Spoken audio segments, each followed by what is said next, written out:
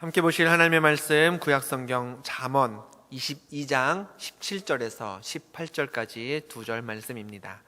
신약성경 936면쯤에 있는 잠언서 22장 17절에서 18절까지 두 절 말씀입니다. 우리 화면을 보시고 혹은 성경책을 보시고 함께 같은 목소리로 우리 17절 18절 두 절 함께 읽겠습니다. 너는 귀를 기울여 지혜 있는 자의 말씀을 들으며 내 지식에 마음을 둘지어다. 이것을 내 속에 보존하며 내 입술 위에 함께 있게 함이 아름다우니라. 아멘. 할렐루야. 설교에 앞서서 광고 하나 드리겠습니다. 제가 수요일 오전에 말씀을 전하기 시작한 이래 절대로 깨지지 않는 전통이 하나 있었습니다. 뭔지 아시나요? 말씀 중에 꼭 한 번 이상은 전화벨이 울린다는 사실입니다. 제가 그래도 1년 이상 이렇게 순서마다 이렇게 수요일 오전에 예배를 드렸는데요. 정말 한 번도 안 빠지고 전화벨이 꼭 예배 중에는 어디선가는 한 번 울리더군요. 우리가 주일에는 말씀 듣기에 앞서서 성경을 높이 들고 믿음을 고백하죠. 하지만 오늘은 성경 대신 다른 거 핸드폰을 한번 들어보시겠습니다. 가방에 있으시면 한번 꺼내 보시고요. 가져왔는지 안 가져왔는지 모르시는 분은 안 계시죠? 가져오셨으면 한번 이렇게 손에 들고 주일에 성경 들고 고백할 때처럼 이렇게 한번 들어보시겠습니다. 다 들으셨나요? 들으시고 드신 채로 저를 따라 하시겠습니다. 저는 예수 믿고 구원받았습니다. 구원받은 기쁨을 누리며 살고자 하나님 말씀을 듣습니다. 말씀을 듣는 동안 전화기는 꺼두겠습니다. 아멘으로 순종하여 하나님께 영광 돌리는 삶 되게 하소서. 아멘. 자, 잠시 시간 드릴 테니까요. 혹시 아직 미처 꺼두시지 않은 분은 꺼주시고요. 그래도 정 불안하신 분은 진동으로라도 해서 다시 가방에 옷 주머니 속에 이렇게 잘 넣어주시기 바랍니다. 오늘뿐 아니라 매주 이 시간이 전화벨 소리가 아니라 하나님 말씀에 집중하는 시간 되도록 이제 서로가 서로를 위해서 배려하고 또 도와주시기를 부탁드립니다. 아서 밀러라는 미국의 극작가가 있습니다. 희곡, 연극 대본을 쓰는 사람이죠. 그는 어느 세일즈맨의 죽음이라는 작품으로 잘 알려져 있는데요. 사실 이 아서 밀러를 유명한 작가의 반열에 올려놓은 작품은 어느 세일즈맨의 죽음보다 2년 먼저 발표된 모두가 나의 아들, All My Sons라는 그런 희곡이었습니다. 작품의 내용은 이렇습니다. 2차 세계대전이 한창이었던 1940년대 초반, 중년의 사업가 조 켈러라는 사람은 비행기 부속품 제조 공장을 경영하고 있었습니다. 그가 운영하는 기업은 군용 전투기를 만드는 회사에 자신들이 부품을 납품할 만큼 그렇게 잘 나가는 회사였습니다. 하루는 회사 밖에 있던 그에게 전화로 연락이 왔습니다. 군대에 납품할 부품에 결함이 생겼다, 결함이 발견되었다라는 그 자신의 공장의 책임자에게서 전화가 왔던, 그 사장인 조 켈러에게 전화가 왔던 것이죠. 그러나 이 조는 결함이 있다는 사실을 비행기 회사에 알리거나 혹은 납품기일을 늦춰달라, 우리가 잘 보완해서 납품하겠다라는 지시를, 그렇게 하도록 지시를 내리지 않았습니다. 대신 그냥 결함 있는 채로 납품하도록 시켰죠. 이유는 하나였습니다. 부품의 결함이 알려지면 공장에 경제적인 손실이 생기고, 그렇게 되면 누구보다 사랑하는 자신의 가족, 자신의 자녀들, 아들들이 어려움을 겪게 될 것이 뻔했기 때문이었습니다. 결국 결함이 있는 비행기 부품이 군대에 납품되고, 그래서 문제가 있는 전투기가 군 조종사들이 그런 전투기를 몰고 다니던 까닭에 미군에서는 21명의 전투기 조종사가 사망하는 사고가 발생하게 되었습니다. 하지만 이런 일에도 공장의 책임자인 사장인 조 켈러는 그다지 큰 죄책감을 느끼지 않았습니다. 오히려 자신은 가족을 위해서, 자녀를 위해서 나는 최선의 선택을 했다라고 생각하며 그냥 별 거리낌 없이 세상을 살았습니다. 그런데 그런 조의 행동을 그의 아들들이 알게 되었습니다. 둘째 아들 레리는 아버지가 무슨 일을 했는지를 알게 되고 나서 스스로 비행기를 몰고 나가 고의로 추락해버렸습니다. 왜냐하면 죽은 그 21명의 조종사, 미군 조종사들 중에 자기의 친구들도 있었는데 자기의 아버지 때문에 그들이 죽었다는 그 죄책감에 세상을 살기가 어려웠던 것이죠. 또 역시 군복무 경험이 있었던 큰아들 크리스는 아버지로 인한 수치심 때문에 아무 일도 할 수 없게 되었고요. 약혼녀와도 헤어지게 되었습니다. 얼마 지나지 않아 세상에 조가 부품의 결함이 있음을 알았으면서도 납품을 지시했다라는 사실이 만천하에 공개되었습니다. 그러자 세상으로부터 또 사랑하는 아들로부터 비난받게 된 이 조 켈러는 스스로 목숨을 끊으면서 연극이 끝나게 됩니다. 극중 주인공인 조 켈러처럼 자녀를 사랑하는 것, 자녀를 사랑하기 때문에 자녀를 위해서라면 무슨 일이라도 할 수 있다라고 생각하는 것, 부모라면 누구나 갖고 있는 그런 마음가짐입니다. 특별히 어머니들, 그것도 대한민국의 어머니들이라면 더욱 그런 면에서 간절해지는 분야가 있습니다. 바로 자녀들의 교육이지요.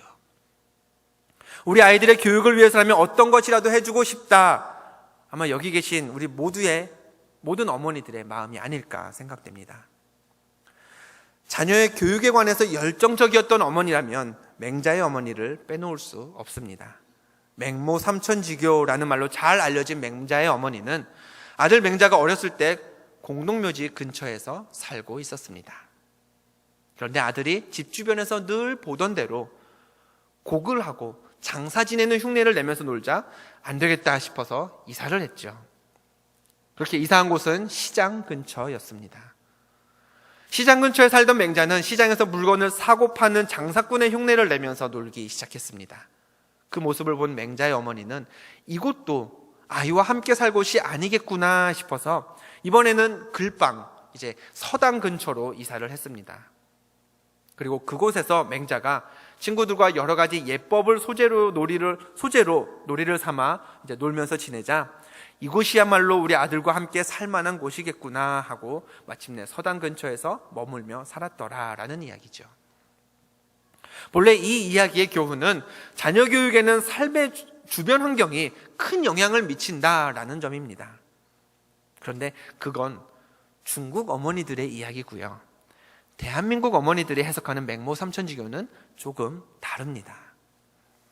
애초에 맹자의 어머니는 맹자를 임신했을 때부터 자녀 교육에 대한 원대한 계획을 가지고 있었습니다.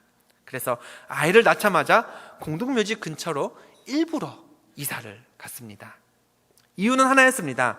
인생에서 가장 먼저 배워야 할 것, 가장 중요한 것은 죽음을 직시하는 일이다 라고 생각했기 때문이었죠. 죽음이 무엇인지 가르치기 위해서 또 인간의 삶은 유한하다는 사실을 체득시키기 위해서 가장 이상적인 장소가 어딘가요? 묘지 근처였습니다. 그래서 그곳에 살던 맹자 엄마는 아이가 곡을 하고 장사 지내는 놀이를 하면서 놀자 이제 됐구나 싶어서 다음 자녀 교육 플랜을 실행했습니다. 시장 근처에서 사는 것이죠. 맹자 엄마가 맹자를 시장 근처에서 키웠던 이유는요, 앞서 공동묘지에서 죽음에 대해 배우며 인생의 유한함을 깨달은 아들로 하여금 사람들이 그 유한한 인생을 얼마나 치열하게 살아가는지 알게 하기 위해서였습니다.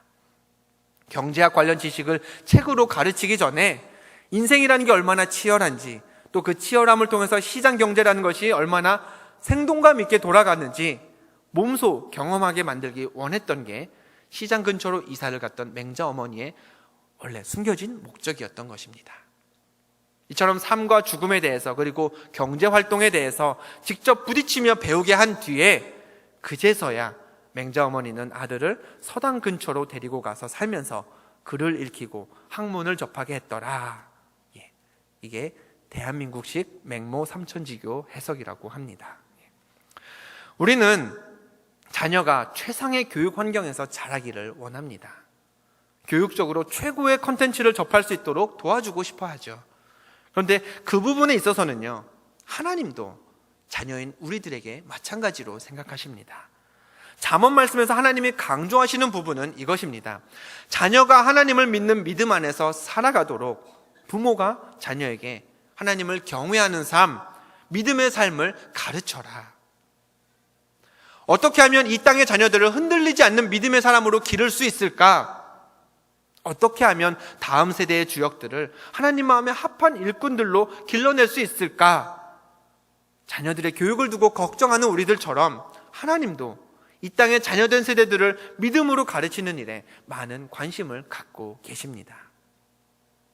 오래전 모세 시대 때 이스라엘은 출애굽에 앞서서 애굽의 왕 바로로부터 애굽을 빠져나가도 된다라는 허락을 받아야 했죠. 그러나 마음이 완악했던 바로는 이스라엘이 원하고 하나님이 원하셨던 그 바를 허락하지 않았습니다. 그 결과 10가지 재앙을 애굽의 왕 바로와 애굽의 온 나라가 겪어야 했습니다. 그중 10번째 재앙, 즉 사람과 가축을 불문하고 처음 난 것들이 다 죽기 이전에 하나님은 이스라엘에게 이 재앙을 피할 방법을 알려주시면서 처음으로 유월절이라는 명절을 지키도록 세워주셨습니다. 그때 하나님은 이렇게 말씀하셨습니다. 출애굽기 12장 26절과 27절 말씀입니다. 이후에 너희의 자녀가 묻기를 이 예식이 무슨 뜻이냐 하거든 너희는 이르기를 이는 여호와의 유월절 제사라. 여호와께서 애굽 사람에게 재앙을 내리실 때에 애굽에 있는 이스라엘 자손의 집을 넘으사 우리의 집을 구원하셨느니라 하라. 하나님은 유월절이 출애굽에 나서는 당시 세대의 그런 일회성 행사로만 머물기를 원치 않으셨습니다. 한 세대를 지나 다음 세대와 그 다음 세대까지 유월절이 전해져서 유월절을 지키는 이스라엘 백성이라면 누구나 하나님이 이스라엘을 구원하셨다라는 사실을 마음속으로 입술로 되새기는 것이 하나님이 바라시고 원하셨던 것이었습니다. 후에 출애굽에 성공해서 가나안에 들어갔을 때 이스라엘은 홍해에 이어서 요단강을 건너는 기적을 또 한 번 체험하게 되었습니다. 요단강을 건널 때 하나님은 이스라엘 12지파에서 한 사람씩 총 12사람을 택해서 각기 돌 하나씩 모두 12개의 돌을 요단강에서 가지고 나오라고 당부하셨습니다.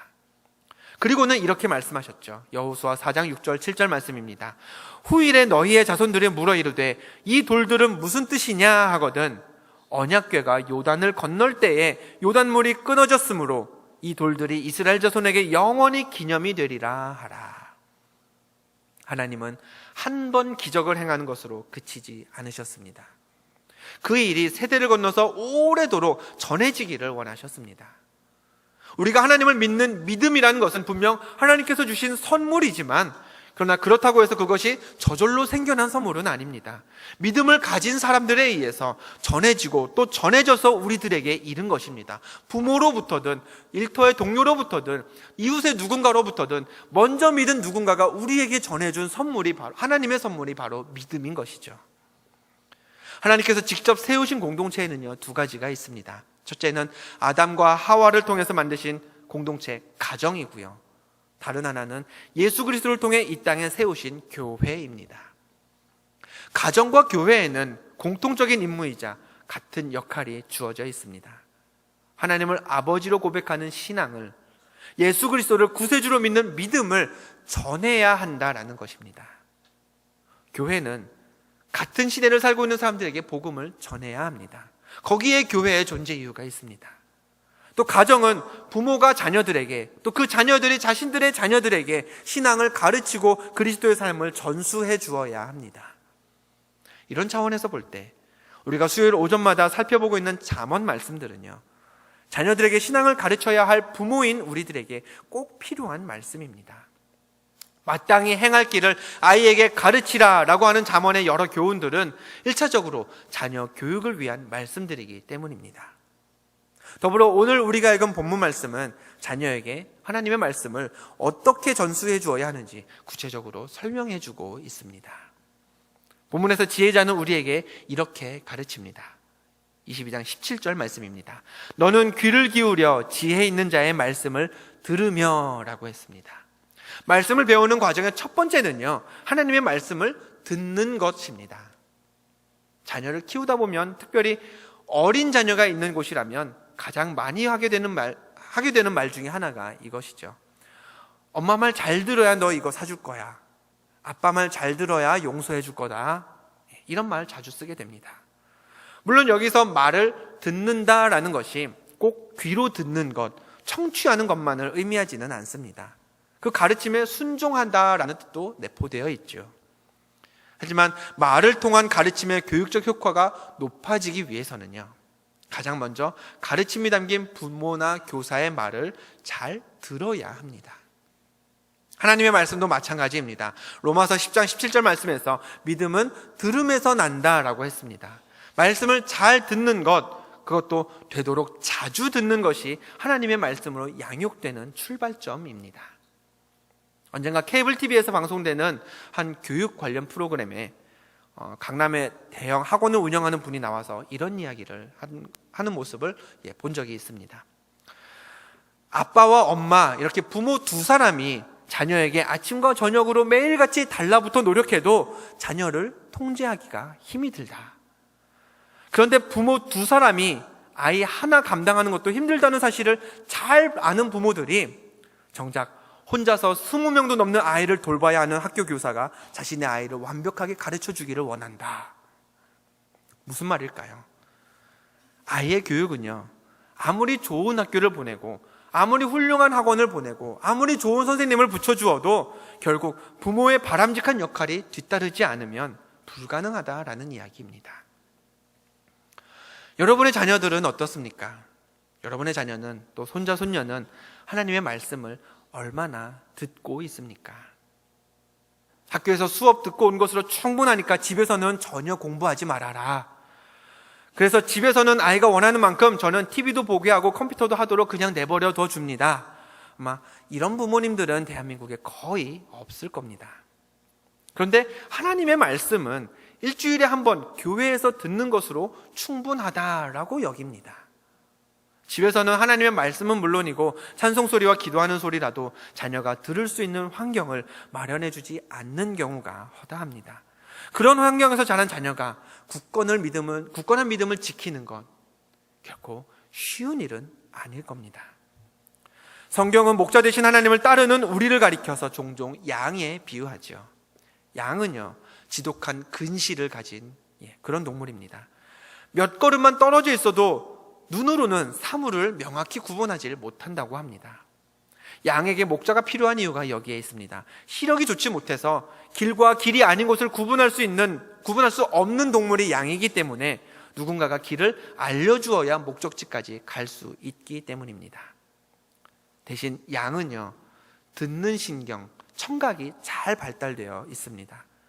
요한복음 10장에도 목자가 자기 양의 이름을 부르면 양들은 그의 음성을 알고 따라간다라고 기록되어 있습니다.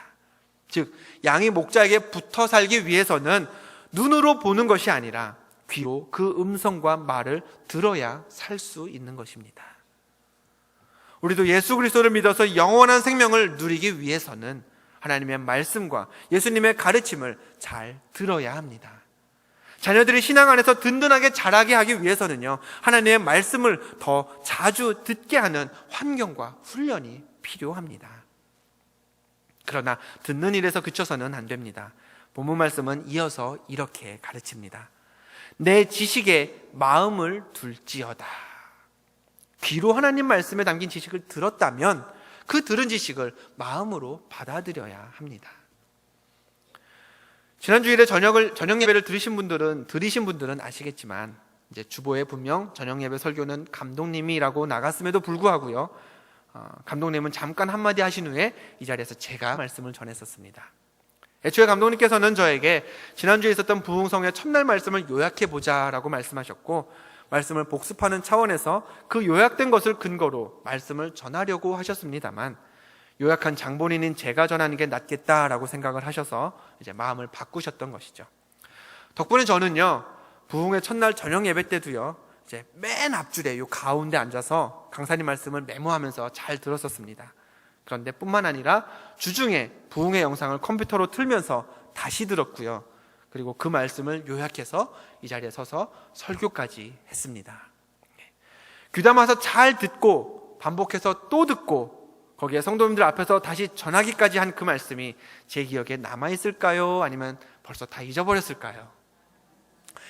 모르겠습니다. 여러분들은 혹 잊어버리셨을지 몰라도 저는 아직까지 마음에 잘 담겨져 있는 말씀이 바로 부흥의 첫날 죄에 관한 말씀이었습니다. 아주 잘 남아있어서요, 어디 가서 이제 죄에 대해서 강의해도 그냥 할 수 있을 만큼 그렇게 기억에 잘 남겨져 있습니다. 듣기만 하고 그냥 흘려보내면 그 무엇도 결코 내 것은 될 수가 없습니다. 마음에 담아두어야 그때부터 내 것이라고 할 수 있죠. 하나님의 말씀도 그냥 하나님의 말씀이 아니라 내게 주신 하나님의 말씀이 되려면 마음에, 우리 가슴에 그 말씀을 담아두어야 하는 것입니다. 말씀을 배우는 세 번째 단계입니다. 22장 18절 말씀입니다. 이것을 내 속에 보존하며 라고 했습니다. 하나님의 말씀을 듣고 마음에 두었다면 그것을 잃어버리지 말고 계속 보존해야 한다라는 것입니다. 음식이나 사물을 보존하려면 어떻게 하죠? 얼려도 되고요, 혹은 말려도 괜찮습니다. 그것도 아니면 인위적인 방법이 필요하면 방부제를 사용해서 상태를 보존시키죠. 하지만 사람의 생각이나 지식을 보존시키는 방법은 무엇이 있을까요? 반복하면 됩니다. 요새 제가 가족들과 차만 타면 듣는 노래가 있습니다. 다 잊어 이젠 참지 않을 거야. 딸아이가 차만 타면 들려달라고 하는 겨울왕국 주제가 노래입니다. 외우려고 해서 외운 게 아니라요, 그냥 외워진 노래입니다. 유행가나 팝송, 만화 주제가가 귀에 쏙쏙 들어오고 기억에도 잘 남는 이유가 뭘까요? 특정한 멜로디와 몇 마디 안 되는 짧은 가사가 그 3분, 4분 되는 시간 동안 여러 번 반복되기 때문입니다.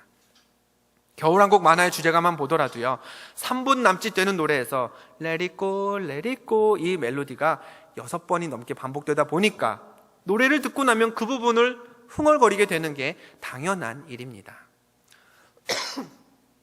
하나님의 말씀도 똑같습니다. 들어서 우리 마음에 모셔둔 하나님의 말씀을 다시 잊어버리지 않고 계속 보존하기 위해서는 반복 학습이 이루어져야 합니다.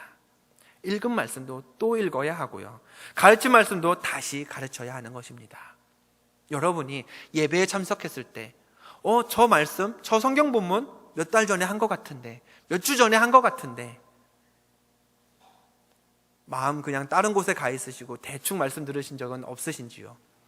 그러나 그 말씀이 반복해서 내 가슴 속에 들어와야 하나님의 말씀이 나의 말씀으로 우리 안에 보존되는 줄 믿습니다. 네 번째로 하나님의 말씀을 배우는 마지막 단계는 내 입술 위에 함께 있게 하는 것입니다. 하나님의 말씀을 삶 속에서 사용하고 삶에 적용하는 과정이라고도 할 수 있습니다. 아들 셋을 키우는 어느 목사님 가정의 이야기입니다. 목사님의 사모님은 식사 시간마다 밥을 먹기 전에 연습장 종이에 이제 성경 구절을 써서 세 아들로 하여금 성경 말씀을 읽고 그 말씀을 놓고 기도한 후에 밥을 먹게 했습니다. 가끔은 아이들이 차분히 앉아서 성경 구절을 제대로 읽고 이제 밥을 먹을 때도 있었지만 그건 정말 가끔 있는 일이었고요, 대부분의 경우는 아이들이 마치 주문 외우듯이 후다다다닥 성경 말씀을 읽고 얼른 밥을 먹을 때가 더 많았다고 합니다. 그럼에도 불구하고 사모님은 계속 하나님의 말씀을 읽게 했고요, 그렇게 아이들은 보름 정도 한 말씀 구절을 일부러 외운 게 아니라 반복해서 하루 세끼 먹을 때마다 읽다 보니 자동적으로 말씀 하나씩을 외우게 되었습니다. 최소한 한 달에 한두 구절 정도는 암송하게 되었죠. 목사님은 아내의 교육 방법에 있어서 그 의도는 이해가 되었습니다. 하지만 말씀보다는 밥에 이미 더 많은 관심이 가 있는 그 아이들에게 중얼중얼 주문 외우듯 말씀을 읽도록 하는 게 무슨 소용이 있을까 하는 의문은 버릴 수가 없었다고 합니다. 그러다 어느 날 아들 중 막내가 엄마 앞에 와서는 담배 한 개피를 입에 딱 넣고 담배 피우는 신용을 하기 시작했다고 합니다. 깜짝 놀란 이 사모님이 아이를 혼내려고 몽둥이를 딱 들자 막내 아이는 담배의 껍질들을 이렇게 벗기면서 안의 내용들을 먹으면서 이렇게 말했습니다. 웃으면서 엄마 이거 껌이야 껌. 아이가 입에 물었던 것은 진짜 담배가 아니라 담배 모양으로 포장되어서 파는 문방구 같은 데서 아이들 호기심에 하나씩 사보도록 하는 그런 껌이었습니다. 순간 사모님은 멈칫했습니다. 때리자니 껌을 씹었다는 이유로 때릴 수도 없고, 그렇다고 그냥 두자니 뭔가 찝찝하고, 그래서 이걸 어찌해야 하나 하고 있는데 그 순간 옆에 있던 중학생 둘째 아이가 중얼중얼거리듯이 그냥 한마디 했다라고 합니다. 데살로니가 전서의 악은 어떤 모양이라도 버리라 그랬는데, 옆에서 그냥 그렇게 얘기를 했다고 합니다. 아이들도 처음에는 뜻도 모르고 성경 말씀을 외웠겠지만 그 말씀이 필요한 상황이 닥치자 자기도 모르는 사이에 말씀을 찾아냈고요, 기억 속에서 찾아내고요, 그 말씀을 해석해서 입술로 말했던 것이죠. 자, 멈칫했던 사모님이 막내 아들을 때렸을까요? 안 때렸을까요? 그 둘째 아이의 성경 구절 덕분에 그래, 악은 흉내라도 내어선 안 돼 하면서 막내 아들을 혼냈었다고 합니다. 교육학에는 learning by doing, 즉 행함으로 배운다라는 말이 있습니다. 배우는 행위 자체보다 더 효과적인 학습은 직접 행하는 것이라는 의미죠. 실제 인간의 기억을 연구한 학자들에 따르면요, 단순히 눈으로 읽은 내용은 그중 10%만 기억에 남고, 귀로 들은 것은 20%, 귀로 듣고 동시에 눈으로도 본 것은 50% 정도가 남겨진다고 합니다. 하지만 듣거나 본 후에 직접 그 내용을 다시 한번 본인 입으로 말하게 되면 내용의 70%가 우리 뇌에 기억된다고 하죠.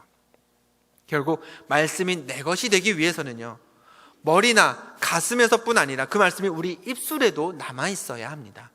성경적인 배움은 입술로 말씀을 사용하고 적용함으로써 비록 그것이 기계적일지라도 필요한 때에 내가 그것을 입술로 꺼낼 수 있을 때 그것이 진정 말씀을 배우는 모든 단계의 완성이 되는 것입니다.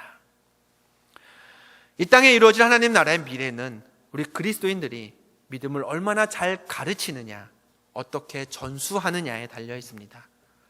믿음을 전수해주는 일이 없이는 신앙 공동체의 미래란 어두울 수밖에 없습니다.